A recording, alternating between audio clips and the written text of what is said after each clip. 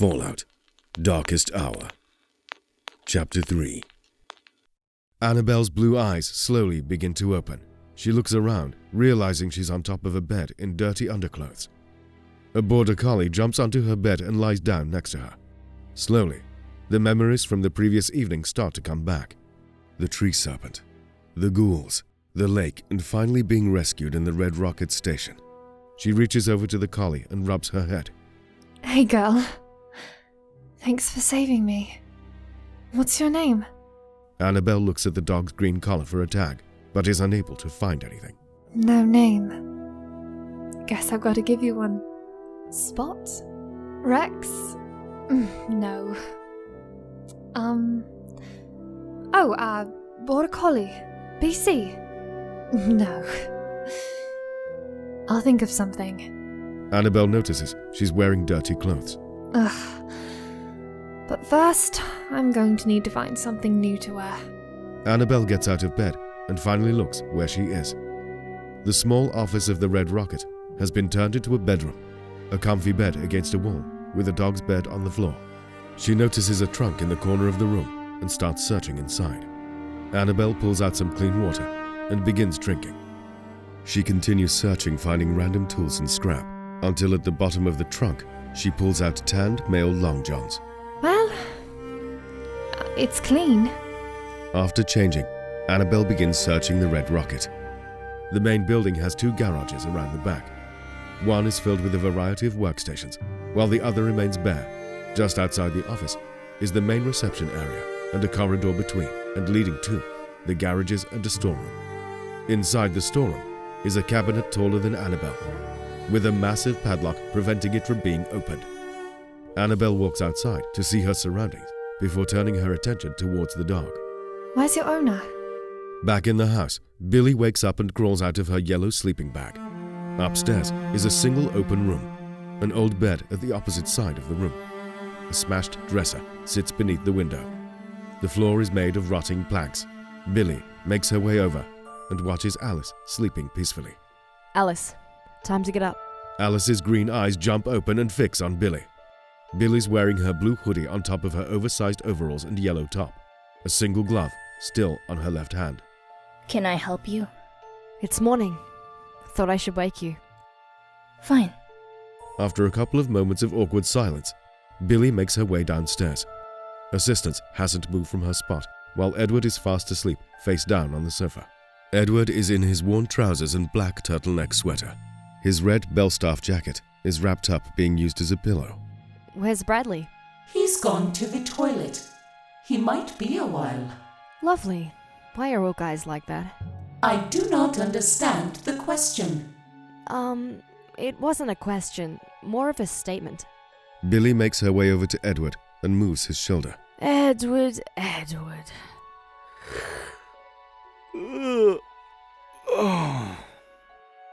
Edward slowly opens his eyes. He looks up as they begin to focus on Billy, looking down on him. Morning. I'm guessing we haven't gotten attacked by Vikings. Not yet. I've woken Alice up. Edward sits up on the sofa and tries rubbing the sleep from his eyes. Been a while since I've had that much sleep. You deserve it. A slight smile breaks out on Edward's face. Still got food and water in your bag? Yeah, keep rationing and we'll last a few more days. Good. Where's Bradley? He's gone to the toilet. He might be a while. Alice makes her way down the stairs, wrapped up in her green leather jacket. Her purple romper is only seen from below her jacket. Stockings, covered in dirt from the previous day's attack, follow the romper and go down into her Air Force boots. Alice is always covered. The only skin showing is her hands and head. Good morning, Alice. Morning. The door to the bathroom opens and Bradley steps out, still wearing his leather trousers and green cargo vest on top of his shirts. Everyone fixates at Bradley's head. His long, wild hair has been cut away, leaving behind a buzz cut. With his hair gone, you can see a colorless tattoo of a bullet on the left side of his head. Bloody hell! Something wrong? No, just came as a surprise. It's gonna take a while to get used to. To hell with all of you. Bradley turns towards Edward. Are we heading back to your settlement? Once I know where we are. Well, what are we waiting for? Bradley goes storming out of the front door, hands in the pockets of his leather trousers. followed by Alice and assistants. Billy makes her way over to Edward, who is watching Bradley walk down the path towards the road. I'm worried he might snap. He's not going to snap. He's going to break. Edward turns and looks into Billy's blue eyes. He came over to start a new life with his daughters. They're both dead. He has nothing left. He's not going to make the journey back. Annabelle and the Border Collie have left the Red Rocket and started searching the houses outside for supplies. With everything picked clean, they continued along the road until finding a neighborhood. On either side of the entrance, 2 wooden signs rot away on a base of bricks. Both signs read New Horizons. As Annabelle walks to the entrance, she discovers it's only a small neighborhood of around a dozen houses. Every house has the same basic design: 2 floors, a garage on the side, and a chimney on the roof. However, the whole place looks to be untouched. She chooses a house at random and enters. Annabelle looks around the hallway before discovering the kitchen. She starts searching the various cupboards in the hope of finding some food. Maybe I should name you after someone. You're a girl, so it can't be Clancy. Maybe Tessa? The Border Collie sits down and looks Annabelle in the eyes, as if she's asking a question. Tessa was a girl that I taught. Brightest in the class. Clancy. After my father died, he looked after me, read me stories. I remember him saying that stories were the greatest weapons of all. You can use them to inspire people. And once people are inspired, there's nothing they can't do. Everyone I know is dead. I was actually ready to join them when you saved me. Annabelle gets down on her knees and places her right hand behind the dog's ear. I survived. I owe it to the dead to live. The dog's nose begins to twitch as she smells something. What is it, girl? The dog runs out of the house and further down the street.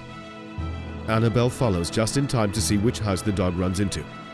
As Annabelle enters the house, she sees the Border Collie lying down on the floor, next to a recently dead corpse. The body of the settler lies on the floor. His blood has already dried on the living room rug. Claw marks over his body, from some kind of animal attack. I'm guessing this is your owner. The dog looks at Annabelle with heartbroken eyes. Alright, take your time. I'll go search the rest of the houses. Annabelle looks around the room and spots an open door leading to a small office. She walks over and spots a plaque reading Joseph De Silva, Management. She enters the room to find a computer terminal on an expensive, elegant desk matching the chair. Around the room are various file cabinets and bookshelves. Annabelle goes up to the terminal to find it's been unlocked. Guess he must have unlocked it before he died. Annabelle sits down and studies the screen, coming across 3 options. Personal diary, patient logs, or video footage. Annabelle selects patient logs, and a list of names appear. Each person's file contains their names, date of birth, and a photo. Further down is a list of whatever addiction the person has, as well as notes about the patient by Joseph De Silva. Annabelle studies the files, trying to work out what this place was. It's just until she starts reading the personal diary titled Message for Dave she discovers the secret. I'm telling you, Dave, this idea was a fucking gold mine. You should have joined while you had the chance. So many people needing rehab, but no one knows what rehab is. I can do whatever I want here as long as I say that it will help them towards curing them of their addiction. One person is paying 100 caps a week. I've had them cleaning out all the toilets. When they started questioning it, I just claimed it was therapeutic for them. Not to mention the cameras I've put in the rooms for security. I can see everything. I should start selling the footage of some of the women. Earn even more money. This person was sick. Annabelle exits to the main menu and gets an idea. She goes into the video footage and selects the one that's named My Living Room. Black and white footage show the Border Collie lying next to her owner appears on the screen. Annabelle begins to rewind the footage until she discovers how he died. What on earth is that? The static footage shows a 6-foot humanoid lizard attacking the deceased owner. The body is mostly covered with scales, blending between 3 colors lost in the black and white footage. Sections of the body have pale flesh on top of the scales peeling away. Once the creature has killed its prey, it starts slowly looking around the room. As it turns, part of its right eye looks almost human compared to its lizard face. On its chest appears 3 big glowing boils, with veins stretching out from the center. I know I'm the happy-go-lucky person you viewers turn into in order to lighten your day. Yeah, that's right, all 2 of you. But I do need to be serious right now. There have been several reports of people going missing. The abductions have been scattered around the wasteland, or the reports are coming from around the wasteland. So nobody's picked up on it yet. But be careful when going out by yourself, or even in groups. Just be safe. I don't want any more people going missing, especially my listeners.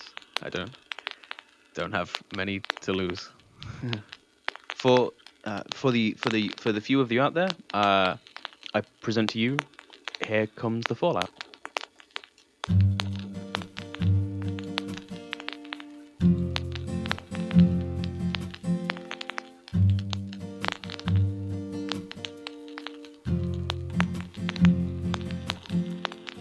Here comes the fallout. It's coming down. Watch all the people scurrying, run around. If you don't get out fast enough, you just might drown. Here comes the fallout. It's coming down. An hour goes by as Annabelle continues searching the houses, managing to find some food and medicine. Inside a discarded bedroom, the wallpaper designed to look like white clouds on a blue sky has been ripped away, the dirt turning the once white clouds into grey. In the corner of the room, on top of a bedside table, the radio continues in the background. Already playing when Annabelle arrives, she sees no reason to turn it off. She opens one of the drawers and finds 3 bobby pins. Well, Clancy said it was an easy skill to learn. Annabelle runs as fast as she can back towards the house, baseball bat in hand. She enters the living room to see the corpse still on the rug, but no sign of the dog. Annabelle looks around in every direction. Out of the back window, she sees 3 super mutants leaving the garden. One of them is carrying the border collie, who is unable to escape.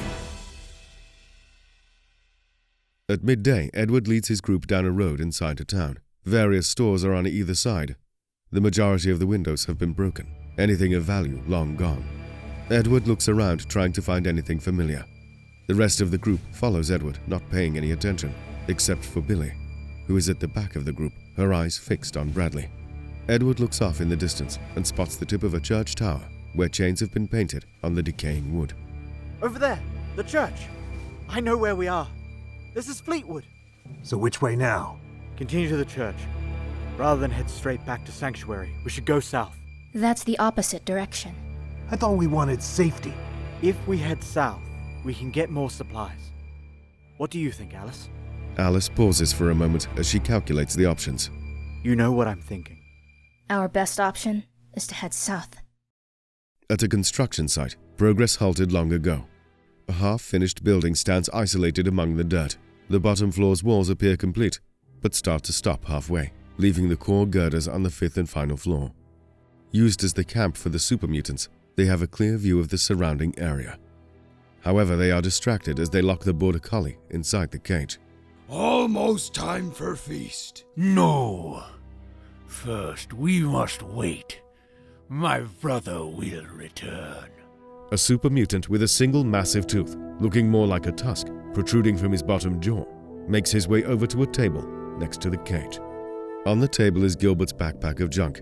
The super mutant puts another bag of loot between Gilbert's and the cage. Yes, Tooth. Is that your name? Tooth? Oh, I have a question for you. Inside the cage with the dog is Gilbert. He makes his way over to the bars and looks at Tooth. Speak your words, ghoul. Do you know what one snowman said to another snowman? Ha! Snowman, melting. Tooth walks away laughing as Gilbert sits back against the bars. Oh, that wasn't it. Gilbert looks at the border collie, and disgust fills his face. Ugh, doubt you'll know the answer. Gilbert looks away towards the bag of supplies Tooth brought and sees the drug, Jet, in the side pocket. Oh, I forgot about you. His eyes become fixed. Gilbert slowly makes his way over, trying to go unnoticed. Every fiber in his body wanting to get hold of the drug. From the bushes, Annabelle watches the super mutant on the top floor, trying to start a fire. Fine. South it is. Can we keep moving now? Movement is not recommended. Everyone looks to assistance in confusion. And why is that? Edward understands and starts looking around at the shops, confirming his suspicions from a reflection in a broken window.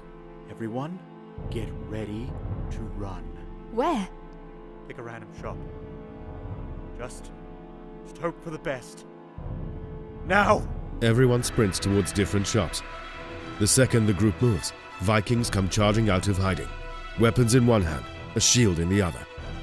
Bradley enters a clothing store and stops, unable to think of a reason to keep running. He turns around as two Vikings enter through the front door. Bradley sees the colors on the shield, red and black. He opens his arms up, accepting his fate. Edward enters a shop, trips on rubble and collapses on the floor, landing on his injured leg. He closes his eyes on impact, and as he opens them, he spots a hole leading to the shop next door. Edward quickly crawls along the dirty blue carpet and through the hole. He looks back and sees the feet of a couple of Vikings, unable to find him. He's got to be here somewhere. I don't see him. This is the only exit. Keep looking. Edward looks up to see Alice hiding with 4 Vikings getting closer. He picks up a nearby rock and throws it, hitting one Viking on his helmet. Death by rock. More than you deserve. As the Vikings turn away from Alice and move towards Edward, he looks around for any kind of weapon only to find a frying pan. Edward stands his ground, ready to take on his opponents. Alice uses the opportunity and escapes out of the back door, over a fence and into the back alleyway. She jumps a small stone wall into the graveyard of the church and continues running. She stops at a large oak tree and hides behind it. In front of her, a rope ladder falls down. Hurry up! Alice looks up to see Billy looking down at her through the trapdoor of a treehouse. Back at the street, the Vikings stand around in a circle. 3 Vikings come outside one of the shops dragging Edward. They throw him in the middle of the circle, landing next to Bradley, who is on his knees. So they got you too? Yeah, but I have got an injured leg. Be careful of the ginger. He killed one of us with a frying pan. Never mind him. This one needs to be watched. 5 Vikings lead assistants towards the circle. I have been programmed not to kill. Wait! Everyone, including the Vikings, turn towards the clan's leader. A man with a slim face, thick blonde hair with the sides shaved, steps forward. His right hand stroking his long beard, which has been braided. He wears a chest piece made of scrap metal. His skinny arms remain bare, revealing a tattoo of ruins on his upper right arm. As he stands in place, he sways side to side. Around his waist is a drinking horn filled with booze. We need to move. We'll use the horses we have. The rest of you, return to base. Grab more horses and meet us there. The Vikings look to their leader in confusion. We have been given a rare gift. Edward and Bradley look at each other, trying to work out what's about to happen. Annabelle slowly makes her way up to the structure of the unfinished building, trying not to be seen. With only the main supports and floors completed, she has very few places to hide. Annabelle's long blonde hair blows in the wind. She holds the baseball bat in her right hand, ready to use it. No armor available, she still has on the tanned male long johns. With each step, the fear inside her grows and grows. She saved me. I have to save her. One step at a time. Slowly. Keep to the shadows. Annabelle makes her way up the cement stairs to the top floor. The 4 super mutants are standing around the fire, having trouble keeping it going. More wood? No! Need scrap before wood. With their backs turned, Annabelle creeps towards the cage. Gilbert and the dog notice Annabelle. When she arrives, she pulls out the bobby pins and tries picking the lock. Do I know you? Keep quiet. I I don't think I do. I said keep quiet. Annabelle looks away from the lock towards Gilbert. You're a ghoul? You've never seen one before. Only feral ones, and that was yesterday. Strange. Not wood. Fuel. Tooth pours a bottle of vodka on top of the fire. The small flame bursts to life, increasing 10 times its size before settling down. As the burst hits the super mutants, one turns away and notices Annabelle. The super mutant runs over, grabs her head, and lifts Annabelle off the ground. The bobby pins fall to the floor just outside the cage. Tooth, human! We have human! Please let me go! Tooth and the others make their way over to inspect Annabelle. We have fire. We cook. What about Claw? Claw loves school. He can have that. As the super mutants drag Annabelle over towards the roaring fire, Gilbert sees his chance and continues to reach for the jet, the tips of his fingers brushing the edge before managing to grab hold. Finally getting the drug, he uses it, getting his fix. He closes his eyes as he inhales, and when he opens them, everything is moving in slow motion. Gilbert crawls towards the lock and grabs the bobby pins discarded on the floor. As he unlocks the door, he pushes it open to see the super mutant starting to turn around. Instead of going to Annabelle, he makes his way over to the bag and pulls out another jet and inhales. Gilbert jumps over towards his backpack of junk and pulls out the pickaxe. Too slow to fight back, the super mutants stand motionless as Gilbert swings it repeatedly. Annabelle drops to the floor next to the dead super mutants. She moves her hair out of her eyes, looking up to see Gilbert coming off his high as both jets wear off. Oh, that's better. I needed that. What was that? Jet. It gives you a great high. Doesn't last long. On the bright side, it slows down time, so those seconds last minutes. Drugs. You used drugs? I, did save your life. Yes, but that's no excuse. The border collie runs over toward the last surviving super mutant, lying on the floor. Please, no! Gilbert lifts up the pickaxe and starts walking over to the super mutant to finish what he started. Wait! For what? Don't kill him. He was going to eat us. We should be better than him. Nice human. Never hurt super mutant. Let him go. Fine. Annabelle hurries over to the border collie and gives her a big hug. I'm so glad you're alive. I don't see what the big deal is. It's just dog meat. I think you've just named her. What? Dog meat. See? She likes it. I better be on my way. Gilbert goes over to the cage, grabbing his backpack of junk, and makes his way downstairs. Let's go home. Annabelle grabs the remaining backpack and walks over to the stairs. As Annabelle and Dogmeat start to descend, she takes one look back at the super mutant who is still on the floor. She continues walking down the concrete stairs, feeling pity for the super mutant, who is now left alone next to the corpses of his friends. Reaching the ground, they notice Gilbert is unsure of where to go, one hand on his aviator hat while searching the horizon. Where are you going? I don't remember. Well, you're more than welcome to come back with us. Really? Well, you did save our lives. Oh, I guess I've got nowhere else to go. One condition. No drugs. What? Drugs. I don't like them. They're bad and they ruin lives. You can't do drugs while you're living with us. In the evening, Harold and his group of Vikings escort a captured Edward, Bradley, and assistants back to Howard's water treatment, the base of the Ghost Clan. Harold leads the group on his black horse. The prisoners are tied up on a horse with another Viking. They ride down the path towards the front door. 2 wooden guard posts stand either side. As they get near, Vikings climb down with their weapons drawn slowly, walking towards Harold. My name's Harold, leader of the Saxon clan.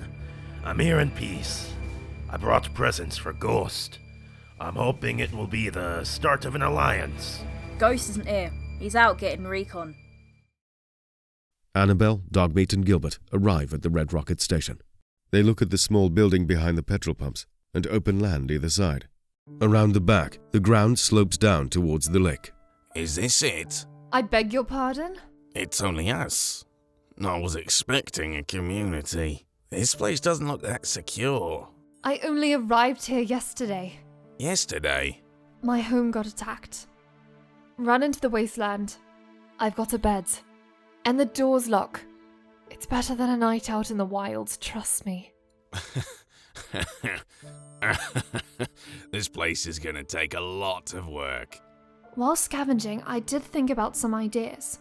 The area of land behind us I can start farming. It goes down to the lake. There's a water source there. We could build a wall around the place to give us some defense.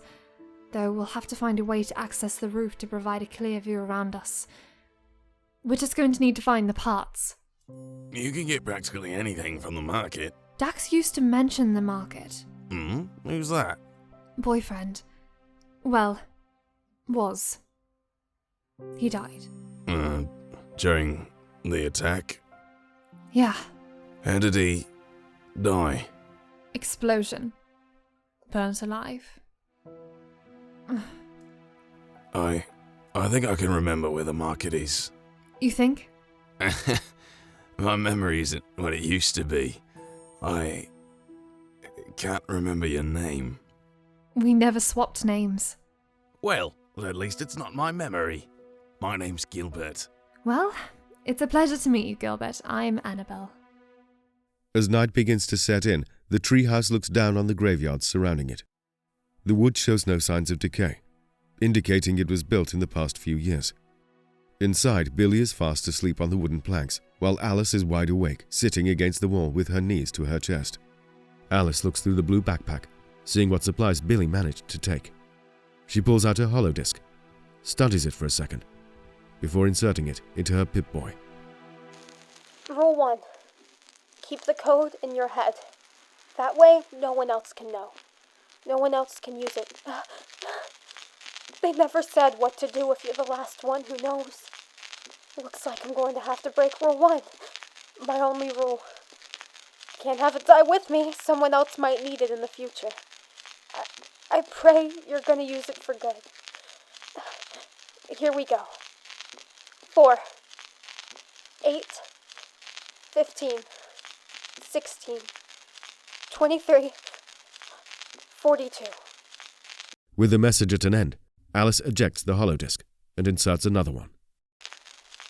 Hey, sweetie. I just wanted to let you know that I'm proud of the person you've become.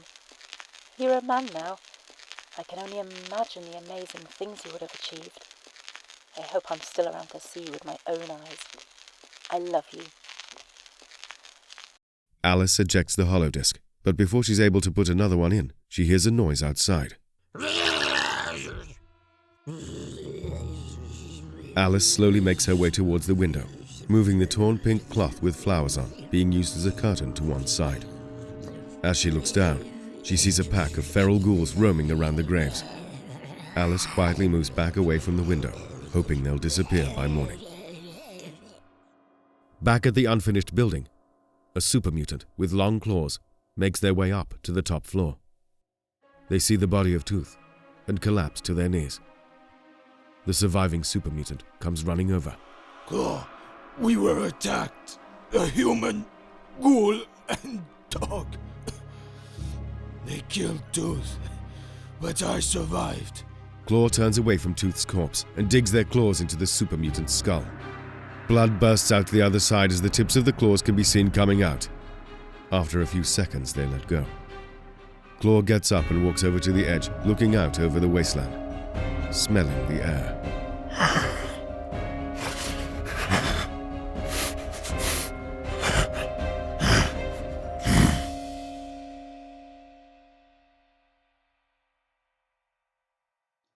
Hi, it's Buddy again. Thanks for watching. If you enjoy our content, then consider supporting us through Patreon, where you can get a bunch of rewards and cool stuff and keep up to date with what's going on. And don't forget to follow and subscribe on Facebook and YouTube and Twitter for all of our future content. And just to let you know, this was performed by a group of amazing voice actors, not including me, and all of the links are in the descriptions below. And we'll see you next time. Cheers.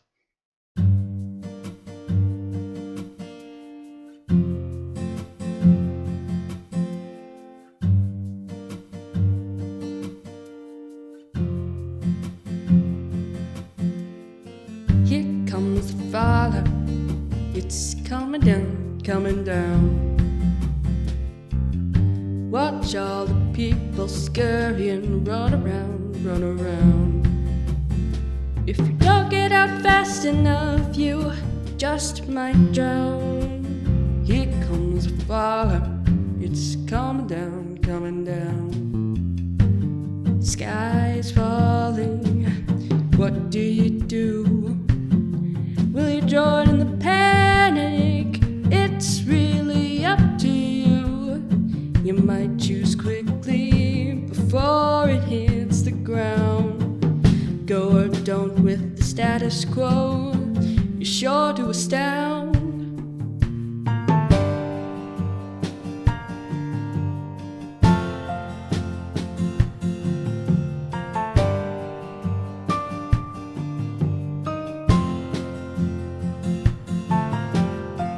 Here comes a father, baby, watch out, watch out.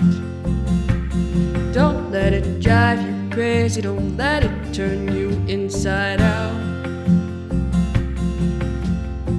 Scariest thing you may see, this side don't doubt. Here comes a father, baby, watch out, watch out.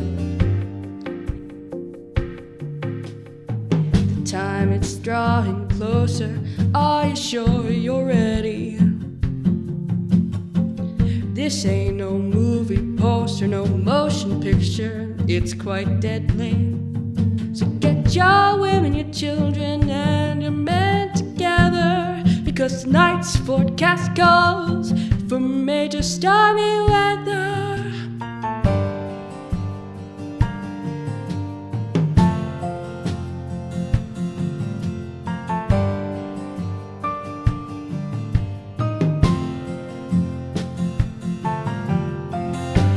Comes a father, honey, oh no, oh no. There isn't much to do and nowhere you can really go. There's not gonna be a redo, so I hope you're ready for the show. Here comes a father, honey, oh no, oh no. If you don't find shelter, consider yourself as good as gone. I mean it, yes sir, you really will make it after dawn. Those bombs, they pack a punch, that time is almost here. They'll eat our land for lunch, coming down from the atmosphere.